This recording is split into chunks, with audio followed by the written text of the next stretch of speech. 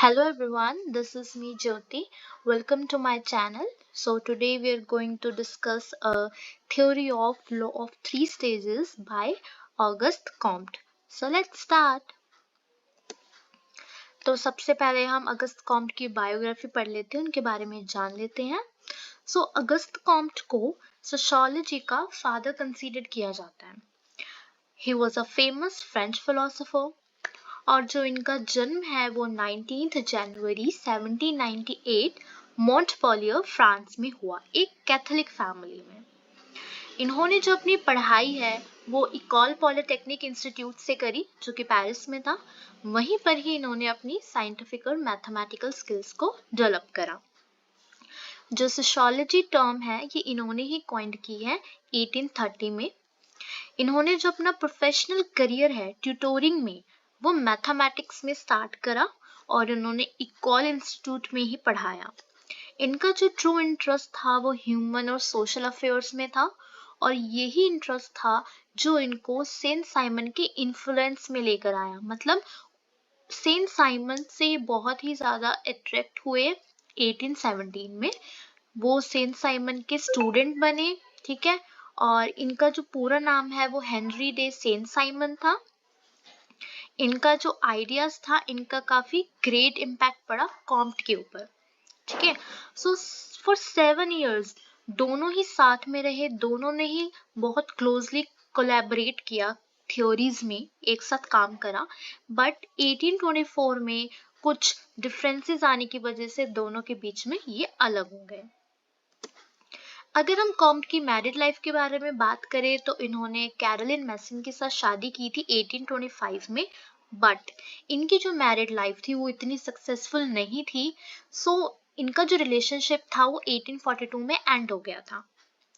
Then इनका जो major work रहा 1830 में इन्होंने अपना पहला एडिशन लिखा, the course of positive philosophy. ये जो बुक थी इन्होंने 6 एडिशंस में पब्लिश की थी और इनका जो लास्ट एडिशन था वो पब्लिश हुआ था 1842 में.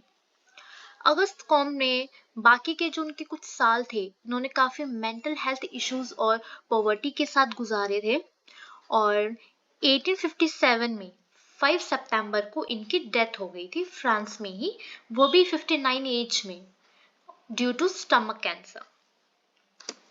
अब इनकी इंपॉर्टेंट बुक्स के बारे में बात करें तो इन्होंने कोर्स ऑफ पॉजिटिव फिलोसफी लिखी 1830 में, then system of positive philosophy 1851 में, कैटेचिज्म ऑफ पॉजिटिव पॉलिटी 1852 में and religion of humanity that is 1856 में.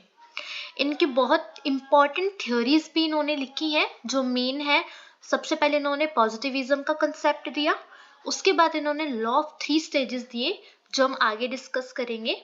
देन इन्होंने हायरार्की ऑफ साइंसेस का कंसेप्ट दिया, then religion of humanity and then social statics and social dynamics. अब हम इनकी एक मेन थ्योरी जो कि एक इम्पॉर्टेंट कॉन्सेप्ट है, law of 3 stages, mostly exams में पूछा जाता है. हर बार ये क्वेश्चन आता है कि अगस्त कॉम्ट का लॉ ऑफ 3 स्टेजेस की थ्योरी एक्सप्लेन कीजिए. सो लॉ ऑफ 3 स्टेजेस क्या कहती है? ये स्टेट करती है कि जो ह्यूमन की हर एक नॉलेज जो है वो हर एक फील्ड से होके गुजरती है.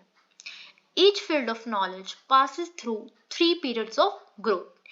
ह्यूमन की जो नॉलेज है वो अलग अलग फील्ड से होके गुजरती है और 3 periods होते हैं जिनसे गुजरती है. तो जो पहला पीरियड है दैट इज थियोलॉजिकल या फिक्शियस स्टेज भी हम इसको बोलते हैं. सेकेंड वन मेटाफिजिकल, जिसको एब्स्ट्रैक्ट स्टेज भी बोलते हैं. And third one that is positive और साइंटिफिक स्टेज. और जो थियोलॉजिकल स्टेज है उनको फर्दर डिवाइड किया गया है फेटिसिज्म में, पॉलीथिज्म में एंड मोनोथिज्म में. तो आइए इसको ब्रीफली डिस्कस करते हैं. थियोलॉजिकल या फिक्शियस स्टेज क्या है? सबसे पहले ये पुराना और एक प्रिमिटिव स्टेज है. क्लियर? इस स्टेज में क्या बिलीव किया जाता है कि जितनी भी एक्टिविटीज है मैन की वर गाइडेड बाय सुपरनेचुरल पावर्स. यानी कि जो हमारी सोसाइटी में जितने भी फिनोमेना हो रहे हैं उन सबके रिस्पॉन्सिबल गॉड हैं.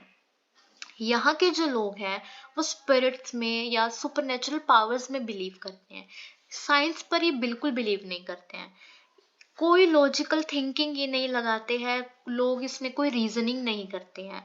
और अगर कोई भी फिनोमिना सोसाइटी के अंदर हो रहा है तो वो उसका लॉजिक ही नहीं ढूंढ पाते, उनको पता ही नहीं कि इसके पीछे का लॉजिक क्या है, कि ये हो क्यों रहा है। वो साइंस नहीं अप्लाई करते हैं, उनको लगता है जो कुछ भी हो रहा है वो भगवान कर रहा है, सुपरनेचुरल पावर्स कर रहे हैं। तो हम इसको नॉन साइंटिफिक स्टेज बोलते हैं, यहाँ पे साइंस का कोई नामो निशान नहीं है। ठीक है, तो कॉम्ट ने क्या किया था, इस स्टेज को ना 3 सब स्टेजेस में डिवाइड कर दिया था। पहला स्टेज फेटिसिज्म स्टेज। अब ये जो स्टेज है ये प्राइमरी स्टेज है। ये क्या बोलता है कि जितने भी इनएनिमेट ऑब्जेक्ट्स हैं उनके अंदर सुपरनेचुरल पावर्स हैं, जैसे कि ट्री हो गया, रॉक हो गया, सन हो गया, प्लांट हो गया, ये सारे इनएनिमेट ऑब्जेक्ट है जिनके अंदर पावर्स हैं, शक्तियां हैं जिनके अंदर। ठीक है, और इस कॉन्सेप्ट को हम एनिमिज्म भी बोलते हैं। ठीक है, याद रखना। उसके बाद है पॉलीथीज्म। पॉली मीन्स बहुत सारे, मैनी। सो इसमें क्या होता है, जो लोग हैं वो एक से ज्यादा भगवान पर बिलीव करते हैं, यानी कि मल्टीपल गॉड्स पर बिलीव करते हैं। इनका मानना है कि जितने भी सोसाइटी में मल्टीपल फिनोमिना हो रहे हैं उन सबको गॉड कंट्रोल कर रहा है। For an example Hindu religion देख लो। अब हिंदू रिलीजन में काफी सारे देवी देवता को मानते हैं, काफी सारी भगवान को मानते हैं, मल्टीपल गॉड्स को माना जाता है। ठीक है, थर्ड इज मोनोथिज्म।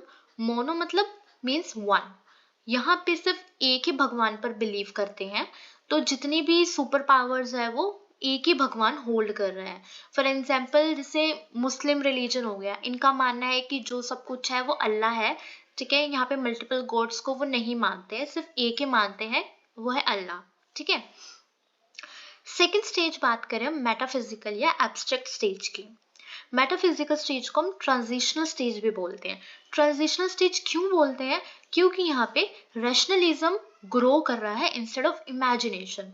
अब रैशनलिज्म क्या है, rationalism state that God doesn't stand directly behind every phenomena. मतलब कि हर फिनोमिना के पीछे भगवान नहीं होता है, इसके पीछे कोई ना कोई और लॉजिक होता है। इस स्टेज में जो लोग हैं वो भगवान पर भी बिलीव कर रहे हैं और साइंस पर भी बिलीव कर रहे हैं।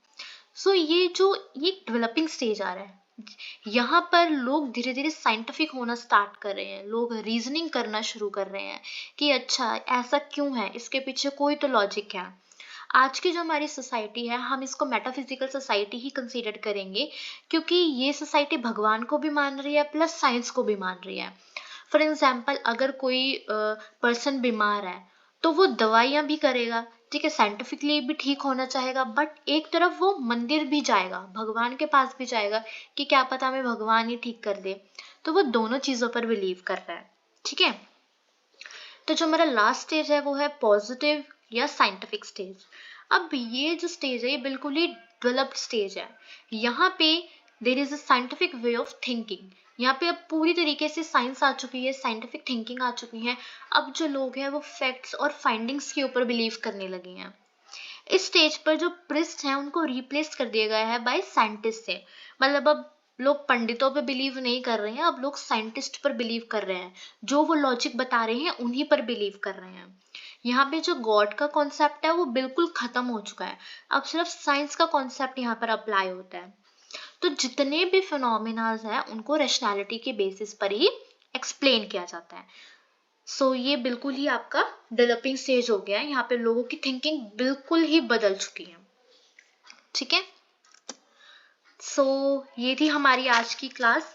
प्लीज आप सभी बताइए कि आपको ये लेक्चर कैसा लगा, and please don't forget to subscribe my channel, do like and comment and share this video. Thank you so much.